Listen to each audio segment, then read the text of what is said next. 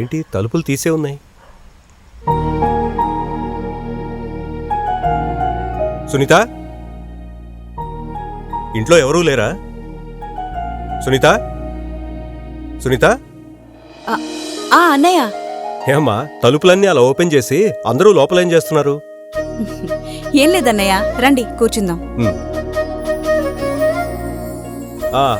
ఏం బావా, ఏదో పనిలో ఉన్నట్టున్నావు? నువ్వెప్పుడొచ్చావు బావా? ఇప్పుడే.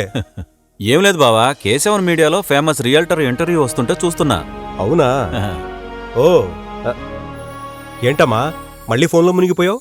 ఏం లేదు బావా, K7 మీడియాలో వంటల ప్రోగ్రాంకి మీ చెల్లి పెద్ద ఫ్యాను. ఓహో. అవును, ఇంతకీ పిల్లలెక్కడా? అదిగో ఆ రూమ్ లో ఉన్నారు. పద బావా. ప్రీతి, మావయ్య వచ్చాడు చూడు. హాయ్ మావయ్య. హాయ్ అమ్మా, ఏం చూస్తున్నావు అమ్మా? ఫ్యాషన్ టెక్నాలజీ గురించి K7 మీడియా వారి లైఫ్ స్టైల్ చూస్తున్నా. ఓహో, నువ్వేం చూస్తున్నావురా? K7 మీడియాలో అమ్మమ్మ కథలు చూస్తున్నా మామయ్య.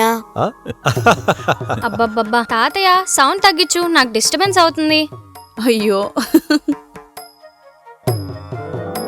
మామయ్య గారు. ప్రసాద్, నువ్వెప్పుడు వచ్చావు? ఇప్పుడే వచ్చాను మావయ్య. ఏమే ప్రసాద్ వచ్చాడే? ఇక్కడండి. నమస్తే. బాగున్నావా నాయనా? బాగున్నానండి. మీ ఆరోగ్యం బాగుంటుందా? బ్రహ్మాండంగా ఉన్నావు. ఏంటి అత్తయ్య గారు ఏదో బిజీగా ఉన్నట్టున్నారు? ఏముంది, తనేమో డివోషనల్ ప్రోగ్రామ్స్ చూస్తుంది, ఓహో. నేనేమో విహారయాత్రలకు వెళదామని K7 మీడియాలో టూరిజం ప్రోగ్రామ్స్ చూస్తున్నా. మేమందరం K7 మీడియా ఫ్యాన్స్ లేనాయనా.